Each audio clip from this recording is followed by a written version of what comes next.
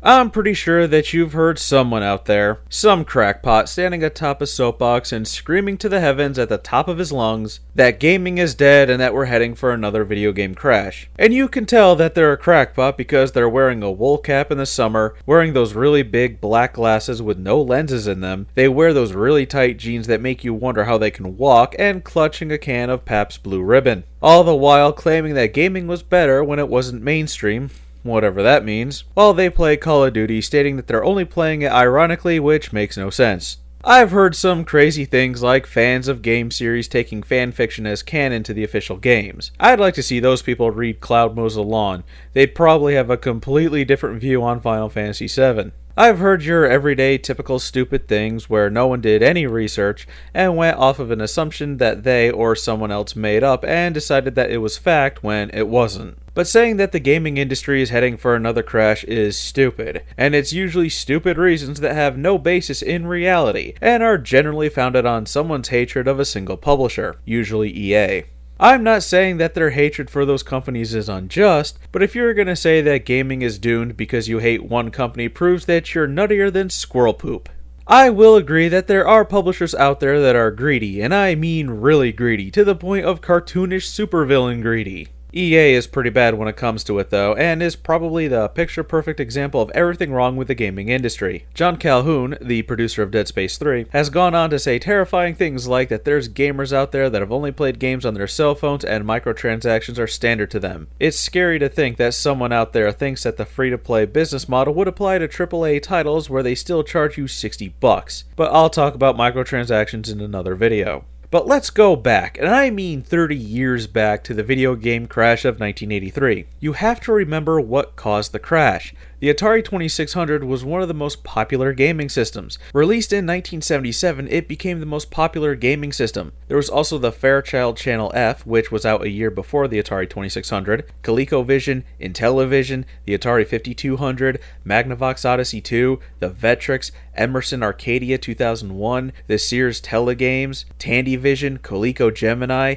and the Bally Astrocade. You can already see the issue here. The market was oversaturated with gaming systems, but mostly it was the Atari 2600 that was the system to make games for, as that was the most popular one. And not only was the market oversaturated with systems, it was so oversaturated with games that most of them were of extremely poor quality. There's an urban legend that the E.T. game caused the crash because of its poor quality, and that there's a junkyard out there where unsold or returned cartridges are buried. Yes, there is a landfill where Atari dumped things, but it was mostly broken and defective merchandise. Unsold merchandise would have been recycled because it was still usable. It just wasn't one game. It was a lot of games. There were companies making games that had no business making games. Quaker Oats made games. Purina, the pet food company, made games. Every company wanted in on the video game craze because it was a booming industry, even though they had no business making games, and all these low-quality games made consumers doubt gaming and considered it a passing fad.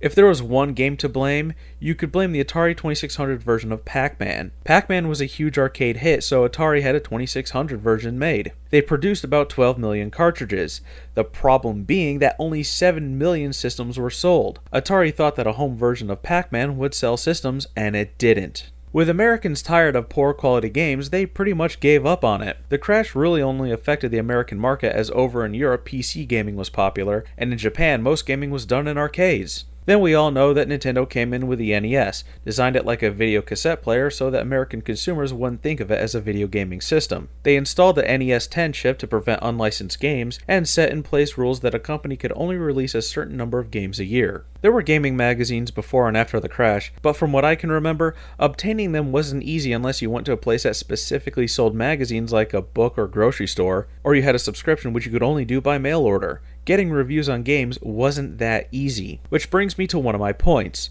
With the internet, you can find dozens of reviews on a single game. You get to see plenty of opinions and points of view. You may see one review calling a game garbage and another saying that it's solid gold. And you can look at other reviews to see if it's worth buying. There's gameplay videos, video reviews, blogs, and whatever. There's more than enough information for gamers, so they're a lot better informed. You don't have to take a gamble on a game and hope it's good. You don't have to worry about buying Ride to Hell Retribution and hoping it won't be bad. You can look it up on the internet internet and see for yourself on how much it's hated, and you can be lucky that you dodged that bullet. On a side note, I've gotten requests to review that game. No.